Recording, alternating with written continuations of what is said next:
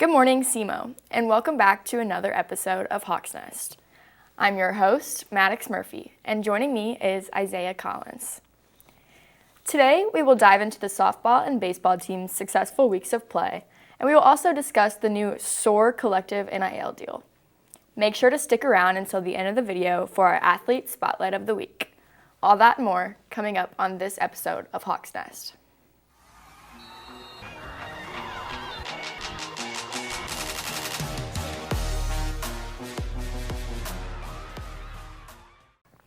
After coming off a sweep in their last series, SEMO softball seems to have finally hit their stride in the 2024 season. The team got off to a rough start to the season due to the tough schedule and this offense that was really struggling to find its mark outside of Aubrey Shore, and it seems like they finally started to hit somewhat of a decent stretch. Marissa Peak, we talked about her last week. She won OVC Player of the Week. She's been off to a very hot stretch of the season. She's continued that good play, having a walk-off home run in one of the games this week. As well, aside from her, Abigail Rickman had several multi-hit games. Sydney Dennis had a 2-hit game in the final game of the series. The offense seems to really have started to find a good spot to play at, and also have had great play as far as driving runs in with 2 outs. Going into the series, SEMO was 4-2 in conference. Tennessee State was 5-1, and it was a big series win for the Red Hawks. Another big part of the series, Patience Holman, who's had a good season for the Red Hawks. She pitched 12 innings of 2 earned run baseball over a 3-game series. So moving into baseball, they had an incredible weekend. They kicked off the conference play at Eastern Illinois and scored 56 runs throughout the 3-game series. Last season, EIU swept the regular season series in Cape and defeated SEMO in the OVC tournament. So I think we had some kind of vengeance coming back and playing against them this time. So game 1, we won 20-13. Again, these scores are crazy. 7 Red Hawks had 2 or more hits.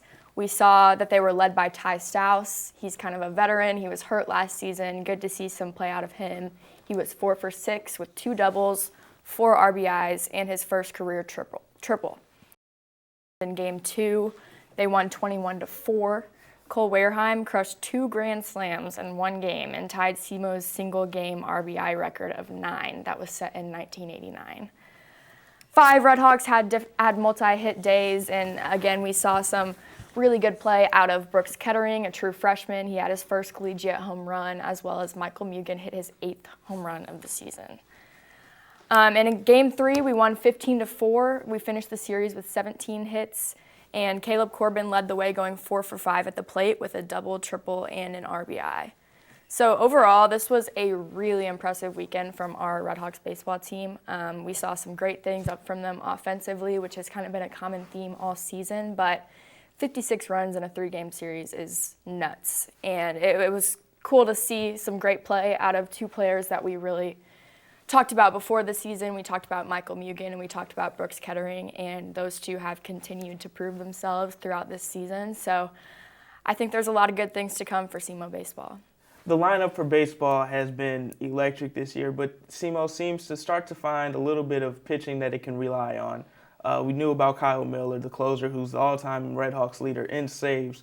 Also, Peyton Lawrence had a good year. He's at a 3.07 ERA. And Sam Heyman, in 5 starts this season, 6 games overall, has a 3.47 ERA and 16 strikeouts.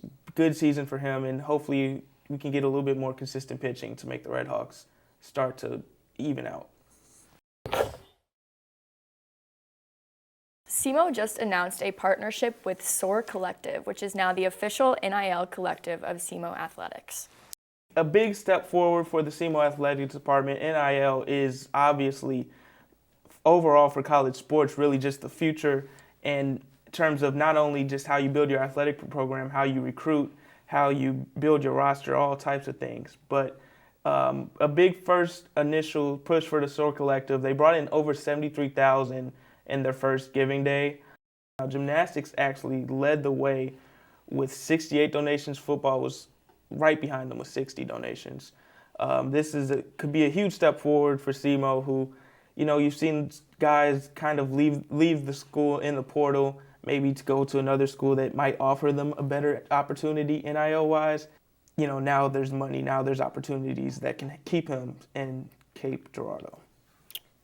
Yeah, so Brady Barkey, athletic director, he talked about it a lot, how athletics are constantly changing, and I think for the past couple of seasons, SEMO's been a little bit behind when it comes to that NIL stuff.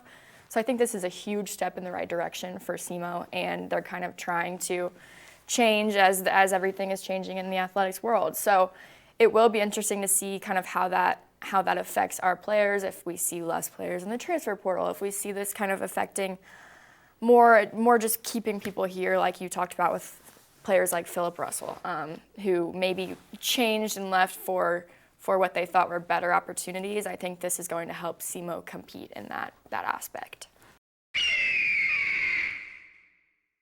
And now it's time for the time you've been waiting for, the Athlete Spotlight of the Week. Take us away, Maddox. Yeah, so this week we have Cole Wareheim from baseball. This was a pretty obvious choice. 2 grand slams in one game is nuts. He was the co-OVC player of the week.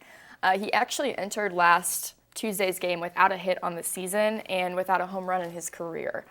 So 2 grand slams in the same game, and he recorded an RBI later in the game. So he had 9 total RBIs in the game, which tied with someone from 1989. That's quite a long time in between those two.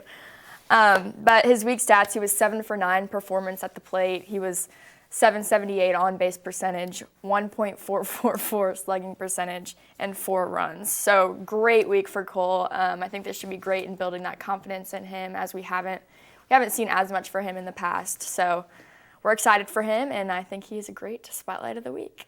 Coming into this season, he had only played 4 games for the Red Hawks. So whether that be the injury or any other reason, this is this was a way to make your name known for SEMO baseball. And with that, as always, we have another exciting week coming up in SEMO sports.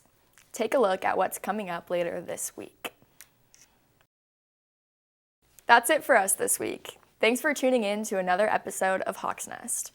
Make sure to follow us on socials at Southeast Arrow and at On Target Sports. I'm Maddox. I'm Isaiah. And this is Hawks Nest. Have a great week.